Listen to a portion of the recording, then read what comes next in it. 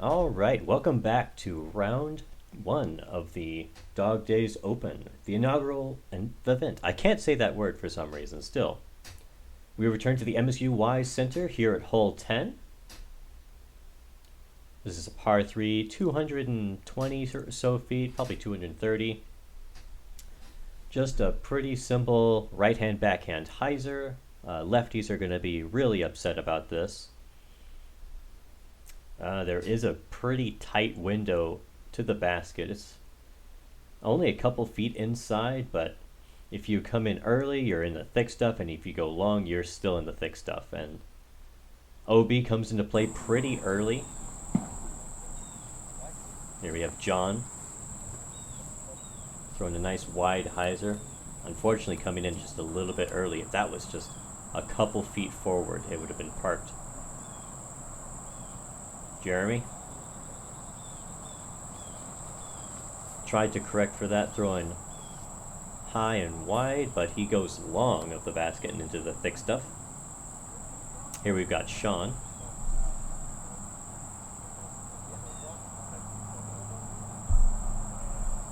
Also throwing high and wide, but this just either flips up a little bit or he throws too wide, and he does end up long and in the thick stuff. Kyle Gray with his beloved child, the pig. Nice and straight, but it just holds onto that straightness a little bit too much, and he goes long into the thick stuff. Corwin, nice, wide, and high, but again, these guys, they can't control their distance. They all just go pretty long of the basket. Sean giving this a great run, just a little bit too low. Like 6'5", 6'6". Here we see Jeremy complaining a little bit about his height. Corwin hopefully doesn't have that issue.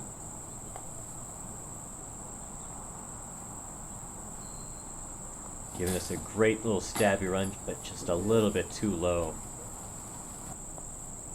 We see John so cut off he has to resort to the forehand to putt this with. Hitting basket. Oh my goodness, that's the second one. So close to being great.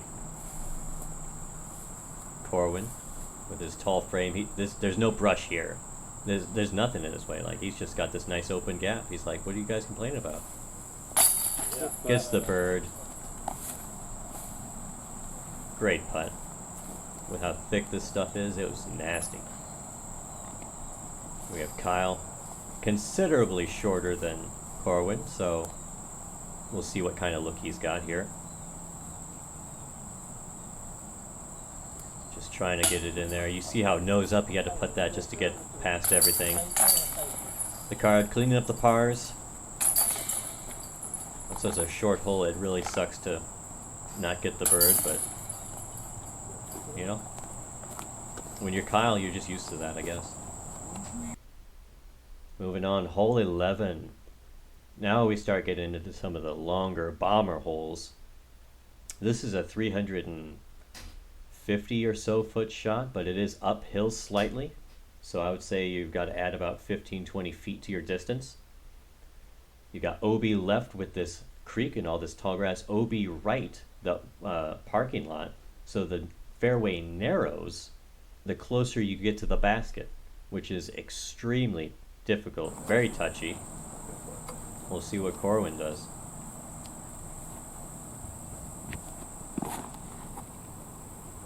Throwing this out really wide, really straight. Well, that's unexpected. So cold. It does fade a little bit towards the basket, but this was just a bit too wide. John opting for the forehand. An interesting play, you're over OB most of the way there, so if you don't come back in bounds, you basically only move up about 80, 100 feet. He ends up in an okay spot. That will be a death putt. There is OB very close to the basket from that angle. If you miss the basket and go down the hill, you will be OB. See what Jeremy can pull off here.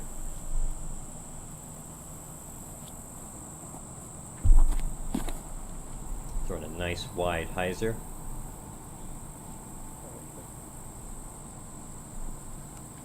Ending up pretty wide next to the parking lot, flirting with the OB. He is in bounds though, thankfully. Yeah. Here we have Sean.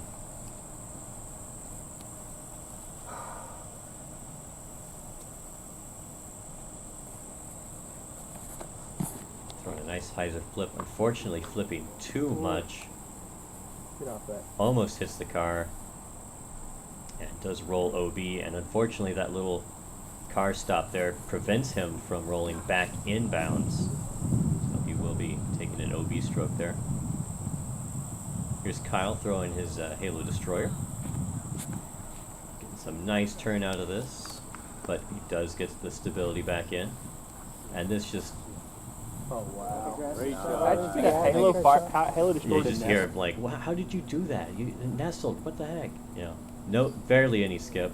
Corwin, just simple approach. You really don't want to run this putt. This is such a nasty, very close OB. It's like maybe 10 feet downhill, but that downhill is a lot faster when the disc is rolling. Here's Sean for par, if he decides to run it, and he does. And unfortunately, he is a little bit too high, and he does, in fact, go OB again. John, not wanting to play with any of that, just lays up. Very smart golf.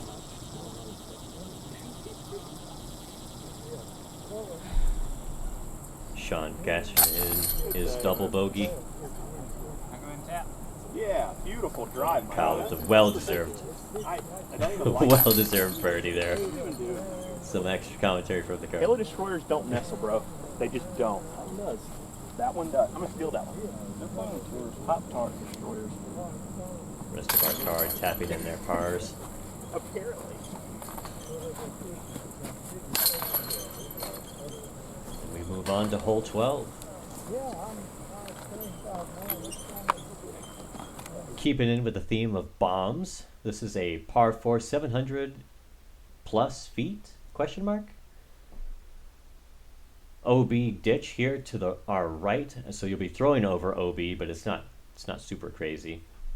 Ideally, you'll be closer to the OB than to, or I'm sorry, in the shot here, the further right you are without being OB, the better.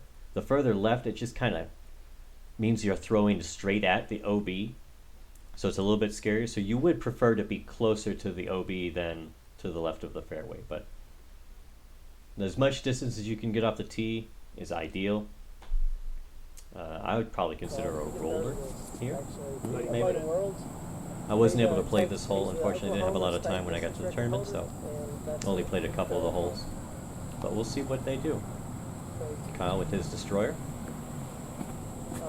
One time we played Eureka, took gold, but 600 something foot gymnastics, we talked about it. Getting a pretty decent spot. Got a nice straight look at the basket, so pretty simple hyzer approach. See what Corwin does here. Get the cheat.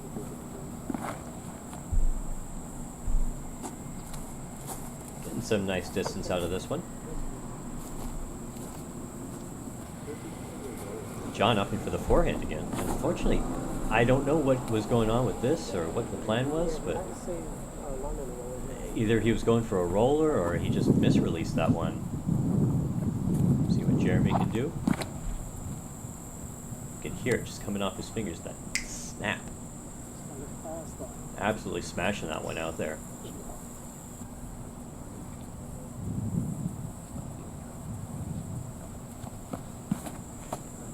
Sean getting some decent distance here. Does end up further to the left there. But inbound, so no harm, no foul. Does end up being the shortest drive. So we've got this kind of scary approach shot. You are throwing almost directly at the OB, but you do have this disc stability at the ends, hopefully to keep you from going into the danger zone. That was on a great line. If I think that was a little bit lower, it would have gone right in. John opting for forehand here. Little bit scarier. This will be fading towards the OB, and it is a downhill, so. And this just cuts way too much in, and it does end up OB in that tall grass. Corwin's drive. Throwing a nice wide hyzer here. Going a bit long of the basket. This is a definite par 4. Look at you. 2 good drives to get to the basket. We've got Kyle. Throwing a nice stable disc. Scared the bird off of him. Stable straight. Huh. So he ends up in a great spot for his birdie. Jeremy throwing a nice high hyzer to keep the distance control. And he ends up in a good spot too. Yeah, wrap around. We have John for his par save.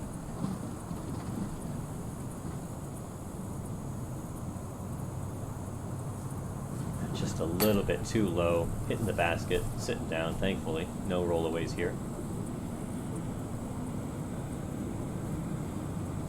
Sean for his birdie. Just outside circle, looks like. Great height, just a little bit offline there. Corwin with his long look at birdie.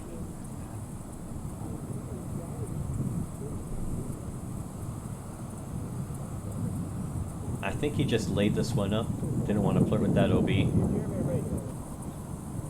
see Jeremy for his birdie.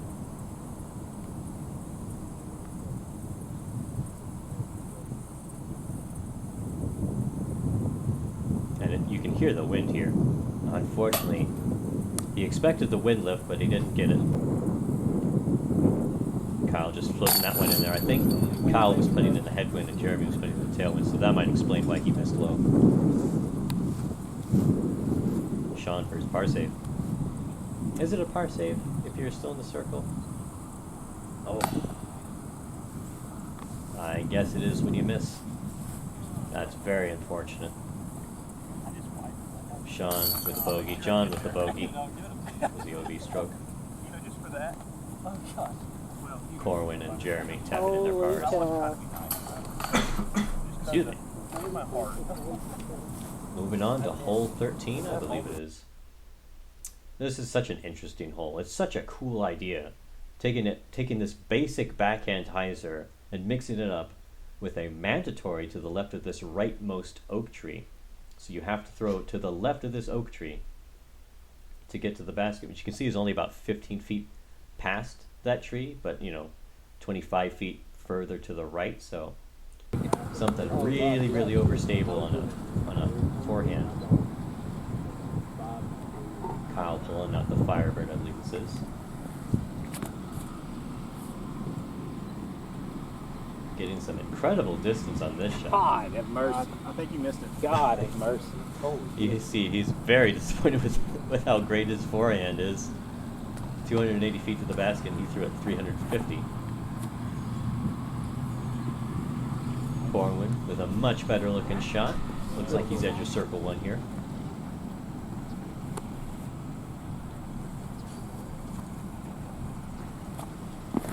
Jeremy throwing something nice and overstable.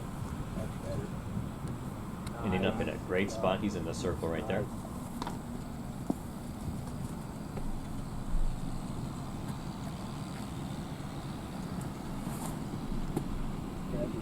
This seemed like a bit straighter than the other discs, but he ends up in a pretty good spot, edge of circle 1. Sean with the backhand roller here. I asked Sean after the shot why he didn't go with the forehand, and apparently he said he's been working on it, but he just doesn't have a very good forehand. So, and this was a fantastic result. So, I mean, no complaints here. Kyle being 60 feet past the basket somehow, laying it up, wants to give the field a chance, John for his birdie look. Too high. Trying to fix his previous putting mistakes and unfortunately overcorrects. Corwin for his birdie. Too low. Jeremy for his birdie.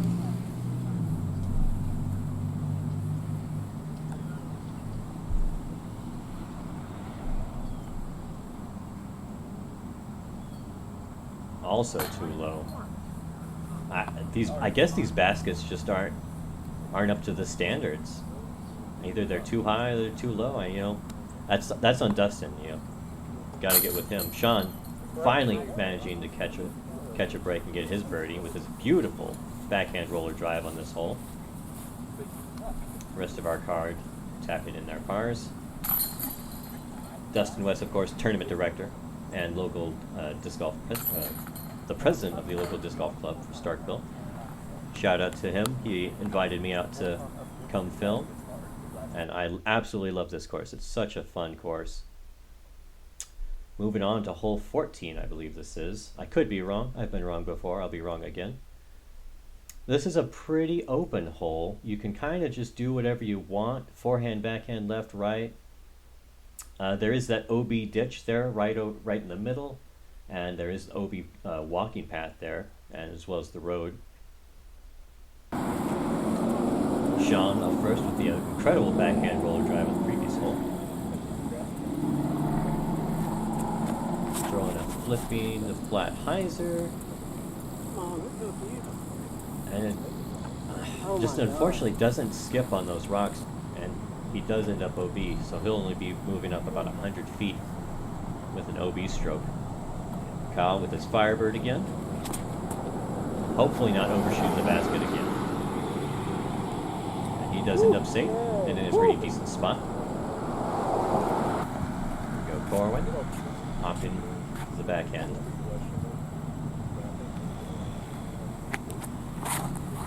Throwing this much wider and higher.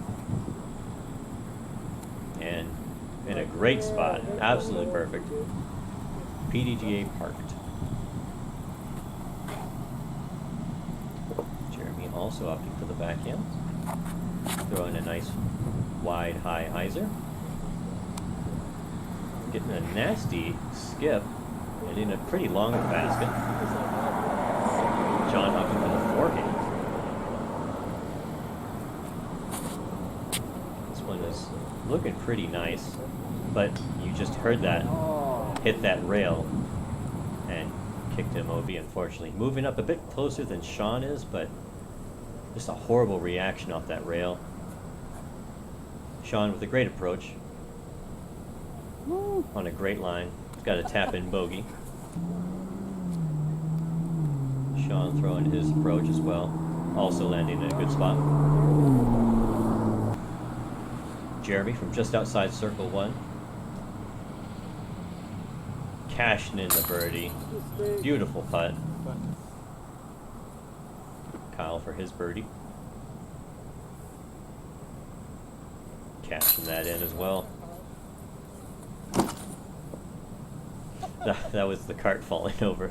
Or I'm sorry, his backpack and his chair fell over, so. Getting his bogey.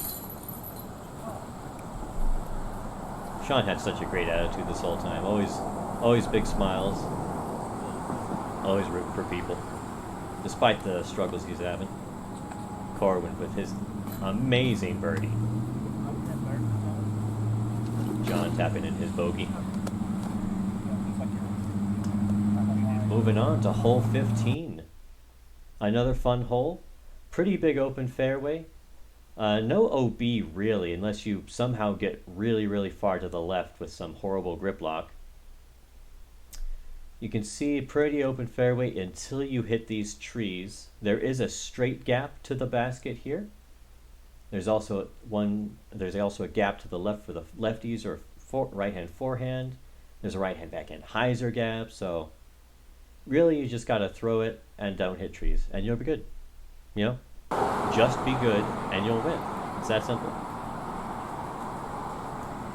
Kyle opting for the forehand. Going for this really strange gap. I don't know why he decided to do that, but it ended up in a pretty good result. Corwin also opting for the forehand. Much lower, much more to the left. Getting a great flare skip. Ending up just inside the circle, I believe. Jeremy also opted for the forehand.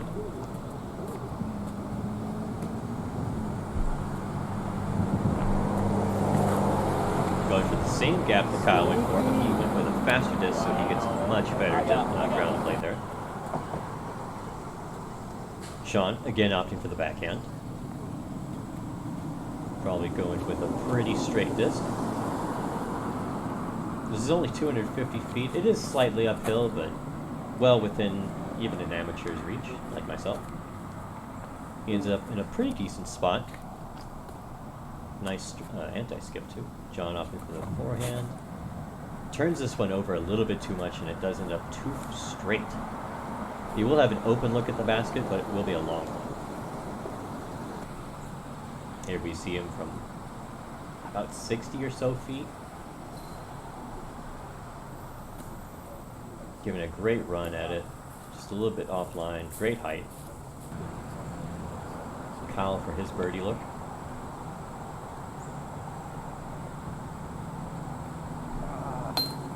It was online, but much like himself, it just didn't have the height.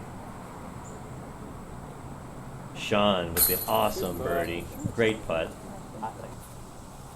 Corwin for his birdie.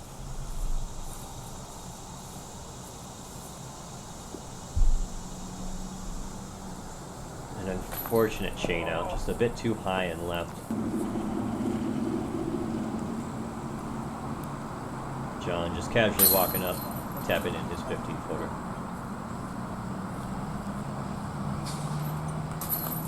Jeremy tapping in his birdie. Jeremy with that sneaky. Yeah. Jeremy with an awesome birdie. Beautiful drive. Moving on to hole 16. This is another bomber hole, par 4. This is like 688 feet. It does play a bit shorter than that because it is so far downhill, so I guess maybe you got to throw about 650 feet. But the first shot's mostly placement, just around these trees. The drone is about center frame here, and that grass there. Ideally, you could get past these pine trees, but the ditch is OB, so yeah, it'd be such a touchy shot. It's a real high risk, low reward type of shot. This basket situated on this hill, very slight incline. OB walking path to the right there. This is not basket 2. I don't know why. It's clear. So I missed the first couple of shots because I was not paying attention and I thought they were waiting for the people to get off the green. But I picked a bad spot to shoot from, so it doesn't matter anyway. All of our players end up in the same spot, so no fireworks here. First shot is all about placement. You do not want to go long OB. You would like to be past the trees, but it's a high risk shot, so that's the card behind us, putting out on the last hole, or 2 holes ago. Yeah, Sorry. I knew it was something. I couldn't remember what it was. This is all of our players landed in this same spot. They're all within about 40 feet of each other. John throwing something a little bit too straight. The basket is further to the left, and he ends up long on the walking path, actually. Jeremy with this nice opening to throw this hyzer. He ends up about 15 feet short and about 30 or 40 feet too far to the right. He won't be OB on the walking path, but he'll be pretty close. Corwin throwing out a wide hyzer. This ends up in a pretty okay spot. Yeah, I think you hear him say easy par.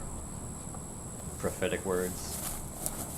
Sean throwing out this line drive, very low, barely clearing the trees. Ended up in a pretty decent spot as well, up on the hill. And here we've got Kyle for his approach.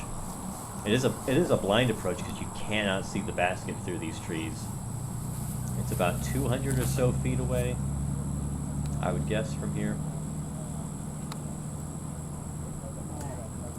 You can see Jeremy's drive, or approach, I'm sorry.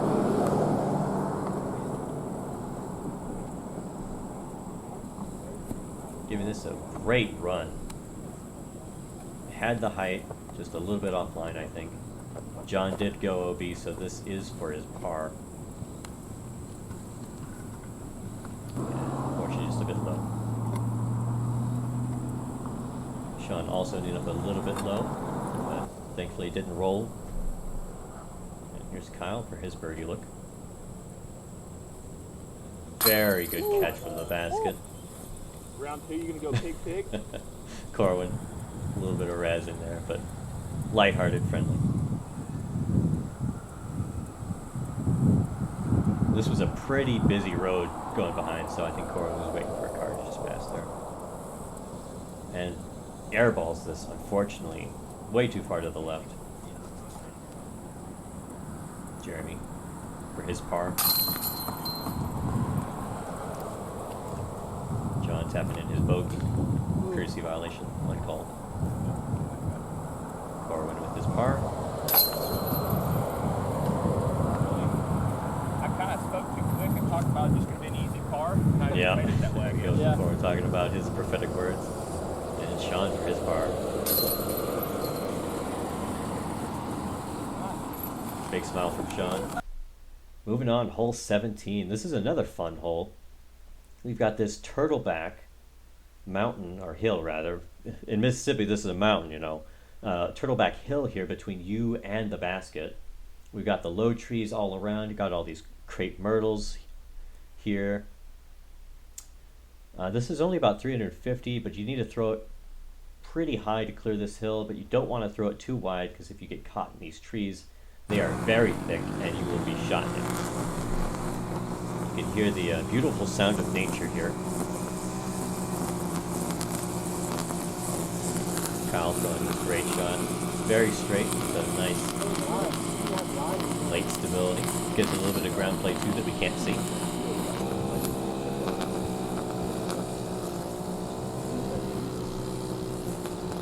Let's see how Jeremy does here. Throwing it a bit wider. Pretty scary getting close to those trees, but he ends up a bit long in the basket, but he's got to look at his birdie.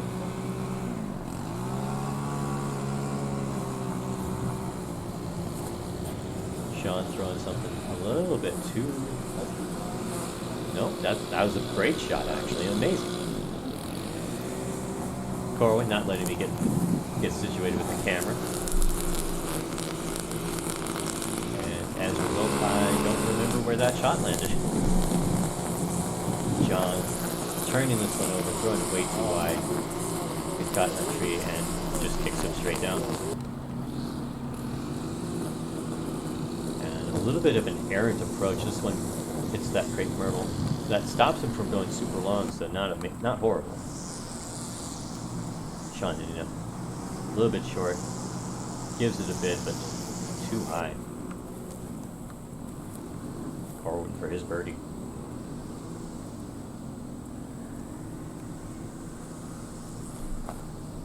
And again, too high and too far to the left. We have Jeremy for his birdie. Can he save them? No, he can't. Chaining out, just too high left. John really cut off by that crepe myrtle tree, crepe myrtle bush. Pulling out the forehand again. And cashing it in. Finally pays off for him. You see Sean basically in the same spot, just a little further up.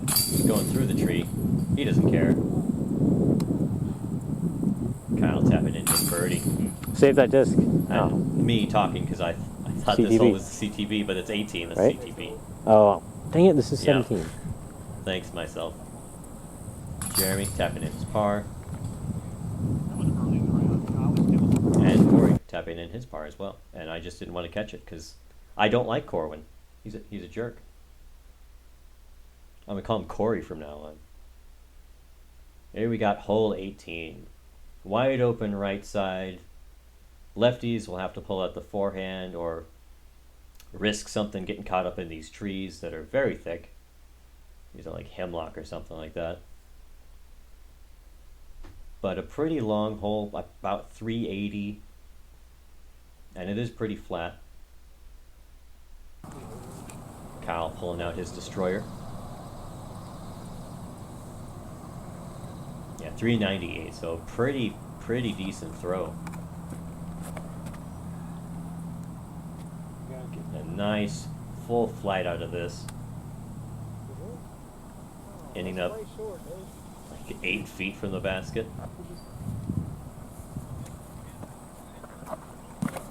Jeremy getting something to flip up to flat, but it just holds a little bit too long, and he ends up way too straight. He'll have a look at the birdie, but it's a outside circle 1, mid circle 2 look.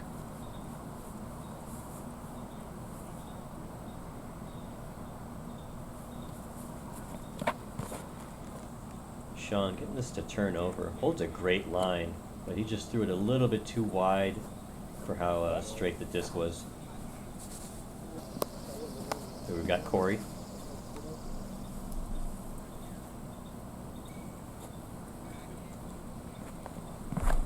Throwing a nice wide high hyzer. He's got all the distance. He doesn't care. Ends up about 20 feet from the basket.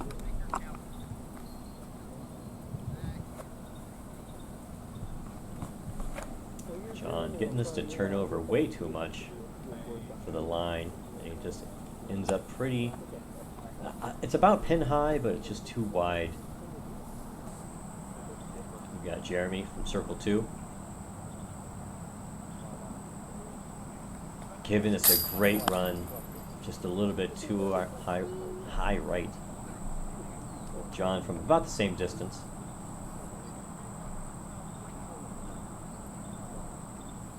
Giving this a good run too, just a bit offline.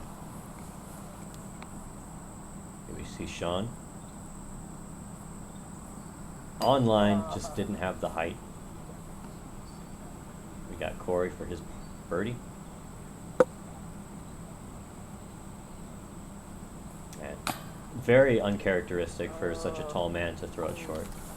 Kyle with his amazing birdie. Keep, Yeah, there I go, running my mouth again. He already knows. He didn't end up getting the CTP on this, unfortunately. He was beaten. Bested. There's Tournament Director Dustin. Huge shout out to him inviting me down there. Love this course.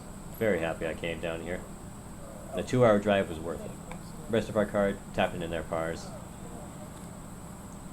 Kyle with 11 down. Tying the course record. Either tying or beating. So I hope you all catch us for the round 2, front 9 of the Dawg Daze Open. Thanks everybody for watching.